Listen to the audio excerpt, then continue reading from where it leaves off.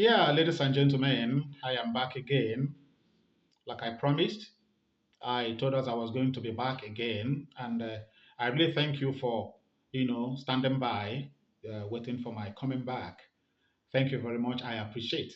We have two issues that we have been, treating. One is about Nigeria, which is in question, which is, can Nigeria be fixed? And the second one borders on the moral decadence in our society today. In other words, the societal decay. But today, I'm going to deal on the moral decadence, which is the society, in other words, the societal decay. You know, we need to address some important issues to see how we can move our society forward to a better place. It is obvious and very quite noticeable that we are quickly dropping our morals, values, traditions, and the culture. And our young men and women of this 21st century are trying to emulate a lifestyle of which we, the Africans, are not wired into. We are trying to emulate the lifestyle of the Westerners. It is like adding one or two drops of kerosene inside a sweet Fanta drink. A Fanta drink is a soft drink, sweet soft drink, and the kerosene is a liquid substance which is used in making fire and any other thing that it could be used for. If you add a drop or two of it in that very sweet Fanta, it will no longer be edible. You can't consume it. It will become poisonous. It will become a poison. And that's exactly what is happening in our society today.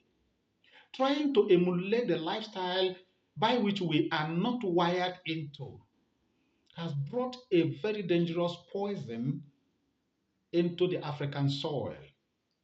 And we have to checkmate it before it becomes too late. These days, I want to address the male folks today before I come to the female folks. These days, you will see a young man or a young boy. I would prefer to call them boys, not men. Please, nobody should misunderstand me because I don't mean insult. I don't mean insult at all. Because to be a man have to do with maturity. Maturity in the mind, maturity in character, maturity in approach, maturity even in the words that you speak. Everything have to depict or spell out maturity. That is what makes you a man. It's not height, it's not size, it's not even your level of education. You can be a graduate, have degrees, even a PhD, but yet you behave like a boy. Yes. How do I mean? Look at the case where a young man, a young boy rather, will see a young girl and approach her for friendship. Will you be my girlfriend? With all the things they will say, the girl will agree to be in a boyfriend and girlfriend relationship with him. The next thing that the girl will do is to pack her belongings and go to the young boy's house to leave. And before you know it, what would they start calling themselves? Babe. The girl will call the boy babe, and the boy will call the girl babe. You see why I call them boys? Yes.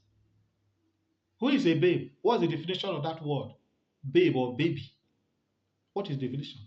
Who is a baby? A baby is an infant, a little child. Yes. And you know a baby cannot decide for himself or herself. Yes. And a baby must be tied to his mother or father or parental apron string. She must be tied, he or she must be tied there. And that's exactly what happens. Now, this same girl that have come into your house, whom you have not married, which is a taboo in African culture. Because in African culture, before you bring in a woman to your house to live with you must have married that woman legally, traditionally, customarily, and otherwise. The parents of the girl must know you. You must know them. Then they will begin to call you our in-law. In Igbo land, we call it Ogo. Ogom, my in-law. You will be recognized in the family of the lady. And the lady will also be recognized in your own family. And the two families will recognize themselves and have a bond. Yes. Now, the gods of the land where this lady is being married into will see and recognize and accept this young lady as part of that community or part of that village or part of that compound. That is in our Igbo culture and tradition.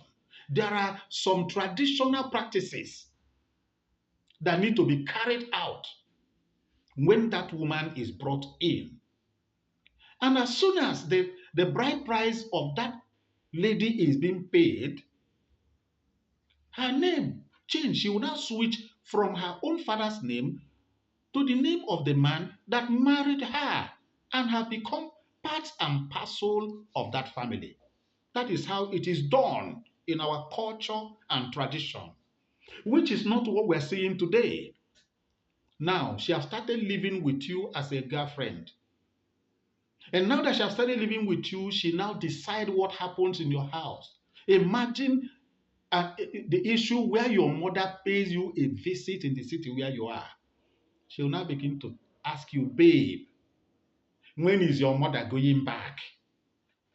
How long is she going to stay in your house? And you say, babe, don't worry. First thing tomorrow morning, I'll make sure that my mother leaves. Eh, that's why you're a boy. First thing tomorrow morning, you will send the woman that carried you 9 months, breastfed you, in collaboration with your father. They gave you life. They raised you. They trained you. Even if you did not go to school, they helped you to learn a trade. Whatever thing that is giving, that is sustaining you in that city where you are, your parents laid the foundation for you and guided you to become what you are. And you are now sending her away because of a girl that you picked on the street that is calling you babe. Don't you see that you have the brain and the mentality of a baby? And you sent your mother away. Oh boy, you are bringing a curse to yourself.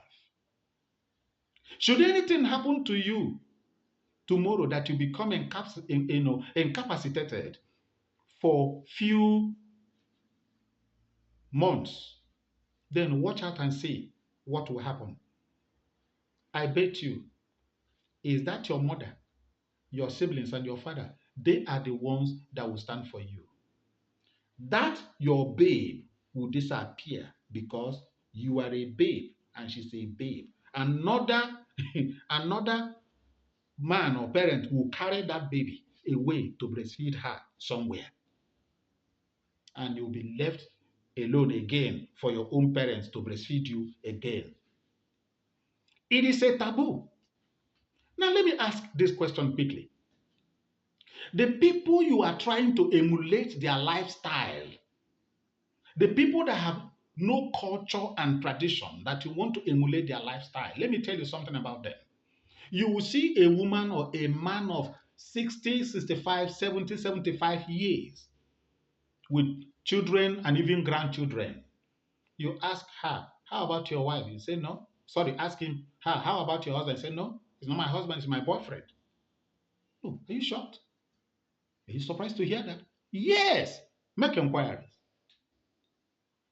They can be in that boyfriend and girlfriend relationship and have children. Do you know why? The reason is very simple. The reason for that is because When they want to separate, there'll be no, it will not be difficult for them to separate and go their separate ways. Nobody will say, you must settle me. No. They will go their ways and look for, this one will look for another boyfriend and this one will look for another girlfriend. That's how they live. Is that our lifestyle? No. But look at this one that you are put in the house. You buy her hair, wig, 1 million plus. You buy her iPhone, 1 million plus. You clothe her, you feed her, you do everything, pay rent in the house, provide all her needs. If you find anything in her that is like, no, I don't want to continue with this relationship again, you tell her to leave you. The next thing she will tell you, you must settle me. Yes. You now begin to run around on how to settle her. What are you settling her for? He said, if you ask her, why do you want me to? Hey, you wasted my time. For 3 years now that I'm in this relationship with you, for 5 years now. Oh boy, you see why you're a boy? Do you see that? Do you now know that you are the one who wasted your time? 5 years in unproductive relationship. I repeat, 5 years in unproductive relationship. You are the one who wasted your time. Do you know what you have used that 5 years to achieve? If you had married within that 5 years, do you know what you would have gotten within that 5 years? But look at her now telling you that you wasted her own time for 5 years. Therefore, you must settle her. That's why you're a boy. And that's why she's calling you babe. Point number 2. Should there be any reason why you now want to settle down with her after 5 years? You now go and look for a ring. She will want you to buy a ring of hundreds of thousands of naira, either diamond ring or gold ring. Some will even want you to buy a car to propose to them. Make it elaborate. Some will even say, take me to Dubai and propose to me at Dubai. But you have poor parents at home. The person you are buying a car, how many cars did you buy for your own parents at home? That's why you're a boy. Your parents are at home suffering, farming, maybe with cutlass and hoe. But look at you buying a car for a girl that you have not married yet. You are still going to be the one to maintain the car. Now that you want to propose to her, you now go on your knees. Who taught you that? Which culture and tradition is that? What are you going on your knees? Or some of them will even get angry and said, why don't you kneel down with your 2 knees and propose to me? Kneel down with your 2 knees and propose to me. That's why you're a boy, you're mad. Kneel down with your 2 knees. Do you know that it is a taboo in our Igbo land? Why are you kneeling down? Do you know that what you should kneel down to or what you kneel down before is what is greater than you? Now, you are kneeling down to what is lesser than you. In the name of what? No, simply because you're a baby. Yes, simply because you're a baby. Until we begin to define what we are doing, what our young men and women are doing, until we begin to correct them and give them good understanding, let them know that a lot of things they are doing is to damage and destroy their lives. The early, the better.